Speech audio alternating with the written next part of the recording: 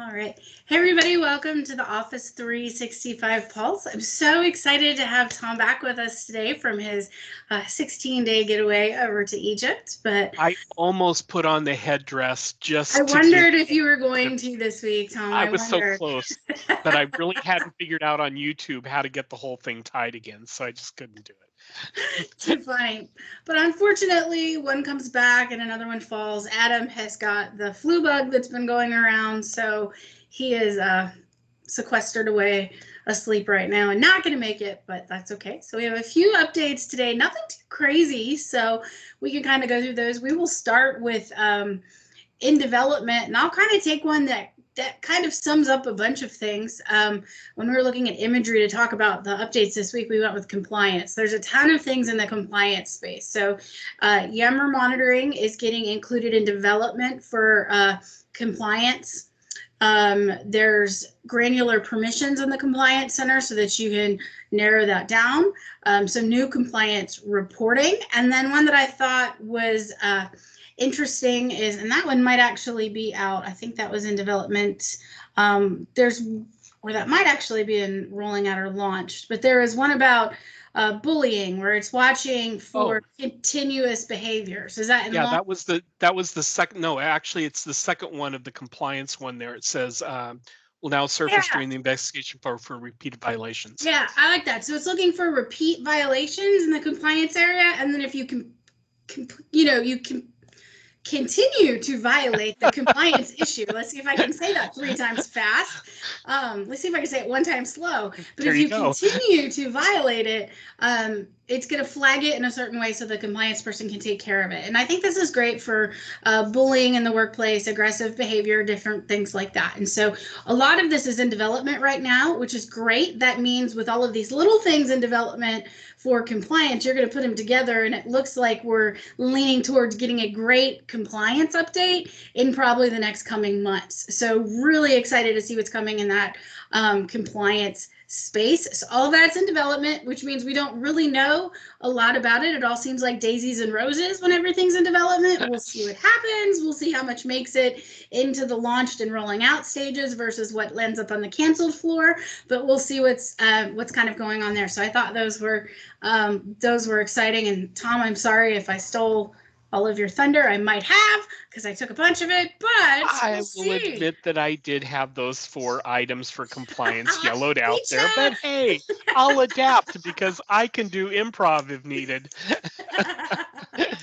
uh, so yeah, just to add to you too, I love that one where it will look for repeat violations, because it's one thing to say, somebody sent me a bad email, and you're like, okay, yeah, we found that one. But if you can go and say, well, they've had a habit of sending this out, and not only to just you, but to multiple other people. And you can have machine learning that's going to go out and grab those things and bring them to your attention. I think is really critical, because you just can't expect, with the volume of communications we have, for these things to be picked out Yeah, manually. So I think this whole thing is going to be a really interesting update, and I'm looking forward to playing with that one once it finally comes out. definitely, most definitely.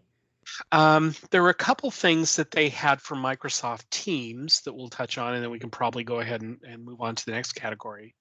But they have one called messaging extensions, where it says these are 3 types of messaging. See, I can't do it either.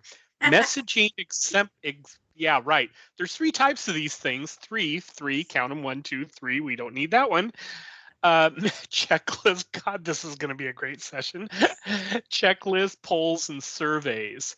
And they're going to be able to integrate those in so you can get more instant feedback. And all you have to do is, click on the ellipsis icon, and you can add these things in a chat or a channel, which I think is really cool. I like how they're Yeah. integrating more into Teams. The other one, which the way they explain it, not quite sure what they're looking for, but it's an interesting concept. For Power Apps can read context from Microsoft Teams, which is saying custom apps built using Power Apps can now read context from team channels that they're added to. App makers can now build or update their apps to enable custom dynamic experiences based on the channel in which the app has been added. The only thing they didn't have in there was golden folders. But uh, I think that the fact that you're going to be able to start building power apps that recognize where you're at within a particular channel, and you can get some of those experiences that adapt themselves to this channel in one way and this channel to a different way. I think that could be really interesting, could lead to some um, cool applications that you could build, integrate into teams, and build some things that would really blow some people away in your organization. So I think that's cool. I'm interested to see how that plays out. Oh, most definitely. I'm interested to see where that one's going to come. Well, moving out to rolling out, I will talk about only one of them this time so that I do not take all of your thunder. Good, because I had 2 yellow ones, so that means I'm going to win one. Yeah, I'll only take one of them. And that's the file hover card for conversations. And so this is when you're hovering over something, it's going to include conversations from teams. So like when you're in Outlook and you hover over a document and, you know, if there's conversations about it or different things like that, it's just surfacing all of the Microsoft content that you want to have anyway in all of the places that you want to have it. So this is a really great experience. I think you're going to see this year with search, with the hover cards, with all of this intelligence that they're putting into it. This stuff is going to be of great value to your end users this year. So remember, rolling out means it has started to go live on tenants. It's going to hit a percentage of tenants, and then it's going to keep growing until we hit the launched category. And it's going to go for the enterprise cloud first and then to the government clouds. So if you don't see it in your tenant yet, don't worry, should be coming soon. But that's my definition of launched and my one feature. So Tom, I only took one of yours this time. Yes, so I can actually talk about the other two. One we've discussed before, so I won't go into much detail. But that is when you're in an Office app such as Excel or something like that, you've got the question mark up in the corner, plus you have the whole what's new when new things come out. Pretty much you were stuck with whatever Microsoft decided to show you in what's new.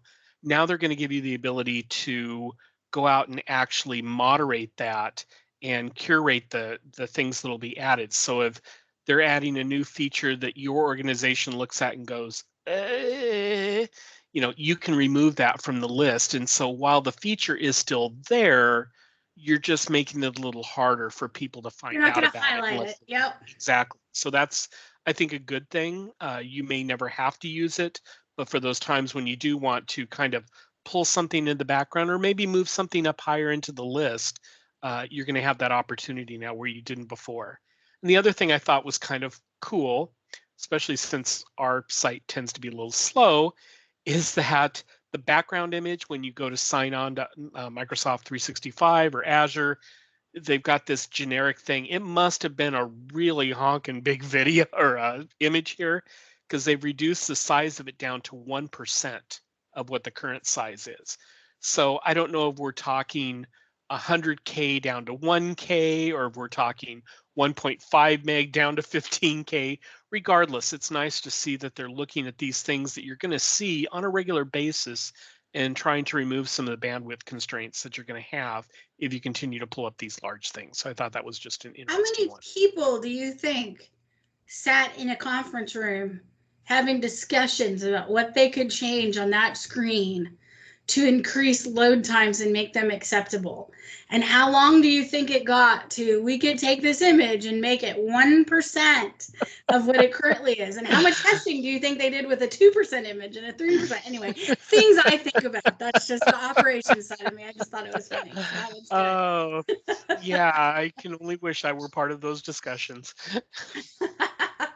All right, well, cool. Well, the last one that we have in rolling out is interactive Yammer emails and Outlook on the web. Now, this is important because when it says Outlook on the web, it's important to remember that new features roll out into Outlook on the web before they roll into the client. So this isn't something that would exist in the client version yet, but just on the web version. And this is going to be where it's going to come to you in an email. It's going to be a Yammer thread, and you never have to leave Outlook to go continue on in the Yammer thread. You can have the conversation in the email body per se, but it's really having it in Yammer and putting all the conversations where they need to go. So that's a great new feature if you're a Yammer user and you're using Outlook on the web. So if you're in the client, that's one of those things that you're going to have to wait for, see if it makes it to the client or not. But if you're a web user, that's where you're going to find that feature. And I was challenged when I was on Microsoft campus a couple of weeks ago. I had a couple of Microsofties come up, and I was working on my computer, and I had the client open, and they're like, "Why in the Outlook client?" And I was like, "Because that's what I use." And so I'm going to have to go back to a couple of times. Every couple of years, it seems that I shut down the Outlook client and say, no matter what this week, I am not opening it. I'm only using Outlook on the web. And then I typically find a couple new features that I think are great. Every time I've done it, though, there's been one or two features that I'm like, I cannot live without, deal breaker, going back to the client. So maybe it's time to do that again, and maybe I'll get to where I can just use the web, but we'll see. We'll see. I'll keep you posted. Yeah, I know I've done some tips before on my 1 Minute Office Magic where I'm like, Outlook on the web is starting to look a lot more desirable in terms of a full-time client rather than having to do the regular Outlook client like I'm used to. I don't know that I have a whole lot more to cover here. I do see in the launch stage there were a couple additional hover card things, since you'd mentioned hover card earlier. So we can move out to launched, and so that means it's fully deployed in the environment that it's listed under. So we can definitely do conversations there. So yeah, talk to us about the hover cards and what's actually launched out there. So it looks like they've got the activity highlights. So if you have edits that were on a document in SharePoint or in OneDrive, comments, app mentions for you, things like that, those are going to show up in the hover card, and you'll be able to see those, which will make, again, that one place where you can get a whole lot of context about a file, which is what I've always hoped for. Because if you're in a file share, what do you have to look at? Date, size, and name, and any folder structure you might have imposed on it. Here it's getting to where you still have that file, but you can hover over it and find out so much more. It makes a much richer experience. And they've also got in the hover card people who viewed it. So if you're looking at it, and we get this question all the time, how many people have been looking at my file? Well, now you just have to hover over it, and you're going to see the people who have been looking at your file. So I think that's another thing that's going to make it really nice for people. The final one that I see in here under hover card is the conversations. So if you've had conversations on a particular document, those are now going to come along with the document. And again, the file hover card is going to give you a synopsis of that, so you can quickly get an idea of, hey, is there something in here that's really relevant for me? Or can I just say, yep, that's enough, boom, move on to something else? Or do I need to open it up and dig further? So I think all the hover card things that they've been doing lately is a really nice, might even be a little bit more than a delighter, as you commonly call them. But I think it's a really nice way to make the experience across, all the different things, being able to find that information and get on with your life rather than have to keep opening file after file after file after file to find out what you're looking for. So right, completely. I only have two in the launched area that I think were interesting or that we haven't talked about before. One was auto applying retention labels based on content types and metadata. So that's fully launched now. I know we've talked about it when it was in the development stage. So that just means if you're using content types and metadata inside of a document library, you can set things up so then it will automatically apply and auto apply retention labels based on what you've categorized it at. So that's a good feature there that's coming out. I think this is, again, the beginning of what we're going to see in the content type space this year. I think we're going to see a lot in this space, especially come May for the SharePoint conference. So if you're not registered for that, I think you definitely should be. There's probably going to be a lot of updates out there for that, little plug there. And then also all the stuff coming with Project Cortex and different things there. I think there's just a lot in that space to watch. And then finally, PowerApps integration with document libraries. I feel like we've been talking about this one for weeks.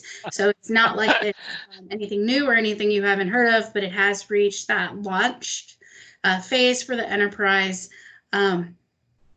cloud. So we're good to go there. So that was really all I had. Tom, do you have anything else in the launch categories? Nope, I think I'm pretty much good with that. And that pretty much wraps it up, I think. Yeah, there's nothing in canceled this week, which is fantastic. I love that. I think we're getting close to, so we're at the middle of February, so we'll see. I know there are a couple of conferences going on here or there, so I think we're going to see some weeks of ebbing and flowing. So no big shocker there. I think we're going to have a couple of quiet weeks on the roadmap, but we will be back next week with major updates. I do have one update that is not on the roadmap because it didn't make it to the roadmap. Because every once in a while, Microsoft does this great thing where they put something in the message center and they make an announcement and they say, we are going to do this. Like one example was like, 2 years ago, they came out and said, for every group you have in Active Directory, we're going to go create a groups group.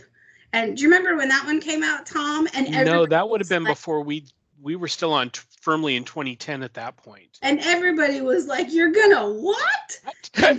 and nobody liked that, and everybody went, what? And I think it took approximately 32 minutes, and then Microsoft came back and said, just kidding. And they said they weren't gonna do that. So this example, they came out and they made a statement that said, if you were going to install Office Pro Plus, as part of the install, they were going to change your default browser to Bing.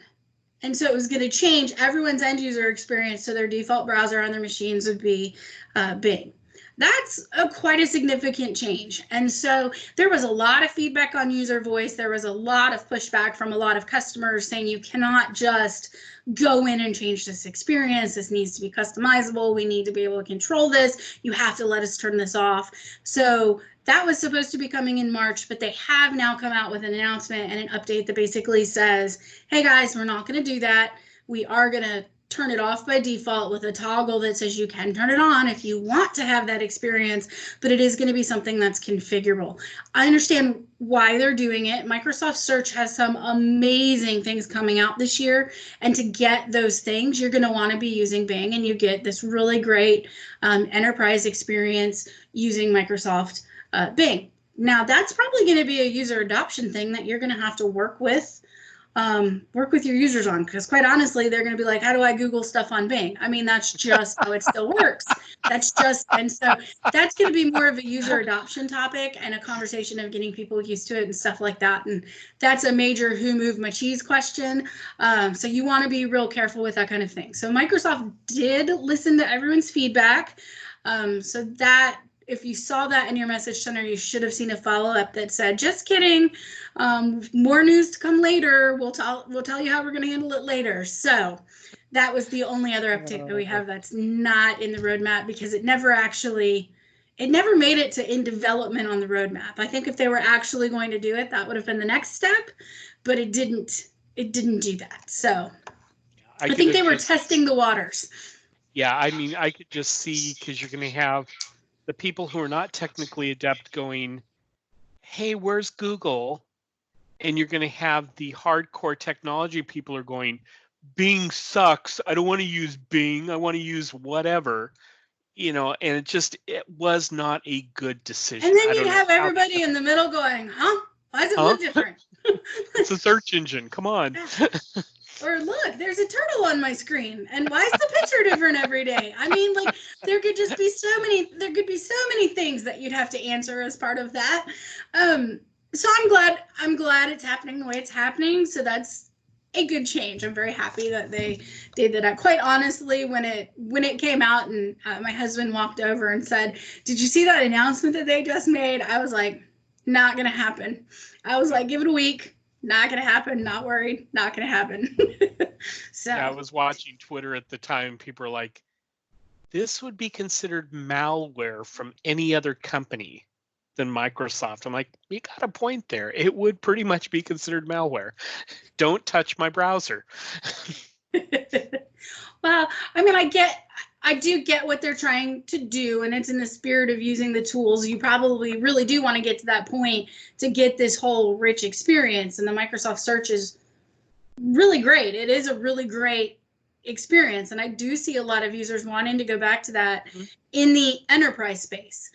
maybe not in the personal space and maybe not Right. depending on what you're looking up, but in the enterprise space, you are going to want to have that integration. You're going to want to have that rich search experience. And they've come a really long way. And this year, the farther they're going to come, the better experience it's going to be. So I don't think it's a matter of moving employees to Microsoft Bing as that search experience. I really do think it's a matter of when for the enterprises. Now, that's probably a very unpopular opinion right at this moment, but I think in the next year, you're going to just start to see that change. I think that's just going to be the natural evolution of it, just like we'll start to see people using Edge again more so than some of the other browsers. And I think that's just going to be the natural progression. So we'll just watch it, keep up with it, and, you know, just ride the wave. It's all good. Freak out when other stuff comes out. Yeah, it's all good. We got this.